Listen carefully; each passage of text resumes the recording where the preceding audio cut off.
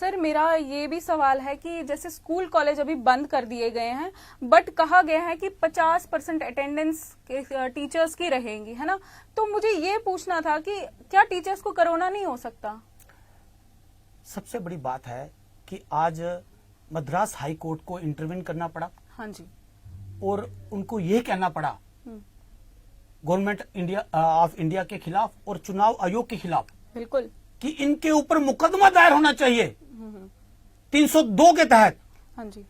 तो ये मुकदमा तो केंद्र सरकार पे भी बनता है, बिल्कुल, कि होम मिनिस्ट्री खुद जो है वो वहां पे पूरी कैबिनेट बिठा के 2 लाख लोगों की रैलियां, और खुद प्रधानमंत्री बिना मास्क पहने हुए, कई चैनलों ने दिखाया कि बिना मास्क पहने हुए प्रधानमंत्री 2 लाख के भीड़ को संबोधित कर रहे हैं, जो कि बहुत ही खतरनाक है।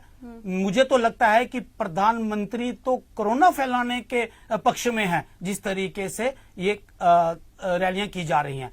चाहिए तो ये था कि स्कूल पूरी तरीके से बंद होने चाहिए थे, जैसे पढ़ाई ऑनलाइन हो रही थी वैसे होनी चाहिए थी, एग्जाम जो है वो ऑनलाइन लेने चाहिए थे। तो जो हमारी देश की जनता जो है वो तकरीबन उन लोगों की है जो युवा है, जो 18 से 30 साल की उम्र में है। और ये जो दूसरा स्ट्रेन आया है वो स्ट्रेन इन्हीं को ज्यादा इफेक्ट कर रहा है। हाँ जी, बिल्कुल। और ज्यादा लोग जो हैं वो हमारे युवा साथी की मौत हो रही है, जो बहुत ही दुखद है, और इससे हमें बहुत पीड़ा है। हमारी संवेदनाएं हैं कि प्रधानमंत्री से फिर रिक्वेस्ट करेंगे कि जहां तक चुनाव हुए हैं वहां तक कराएं, और इसके बाद आगे एक भी चुनाव नहीं होना चाहिए।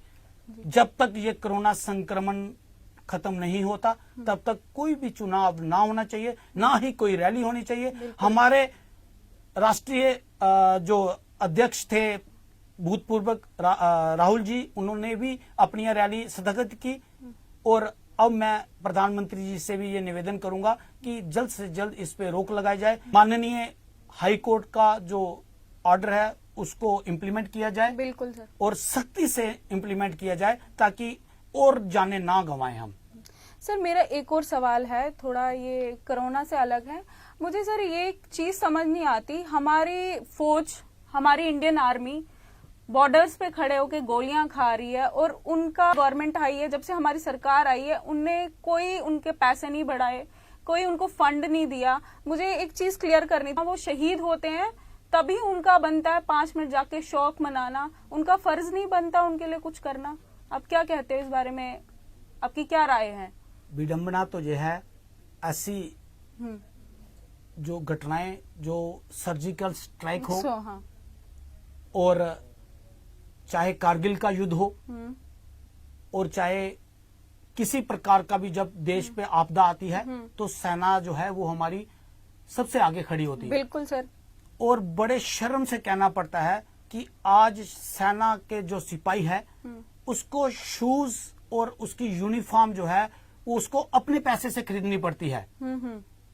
जब आप उनके किए गए कार्यों का बखान अपने फायदे के लिए करते हैं, तो आज देश में पहली बार ऐसा हुआ है कि आर्मी की यूनिफॉर्म सिपाही को अपने पैसों से खरीदनी पड़ रही है। ये एक बहुत ही दुखद है। और हम चाहेंगे कि प्रधानमंत्री जी इस पे संज्ञान ले, और जिस तरीके से सुविधाएं पहले पहुंचाई जाती थी आर्मी को वो फैसिलिटी मिलनी चाहिए। हाँ। और आज तो उससे भी ज्यादा जो है वो टेस्ट जो है वो आर्मी के अंदर होने चाहिए, जिस तरीके से संक्रमण फैल रहा है। बिल्कुल। मुझे नहीं लगता है कि कोई ऐसा प्रोजेक्ट जहां इस तरीके का टेस्ट करना आर्मी के अंदर स्टार्ट किया है गवर्नमेंट ऑफ इंडिया के द्वारा। बिल्कुल।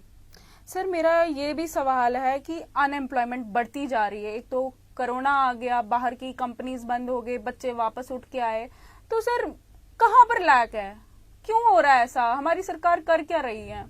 अनएम्प्लॉयमेंट इतनी बढ़ चुकी है कि बच्चे सुसाइड कर रहे हैं, बच्चे ड्रग्स ले रहे हैं, और हमारे यहाँ कॉलेजों की इतनी सुविधा नहीं है बढ़िया। जम्मू कश्मीर में बच्चे बाहर जाके पढ़ने जाते, एक माँ बाप की इच्छा होती है मेरा बच्चा कुछ करे, मेरा बच्चा कुछ बने, बच्चा बाहर जाता पढ़ने तो वहां से वो एक ड्रग एडिक्ट बन के आता है। सर क्या रीजन है इसके पीछे?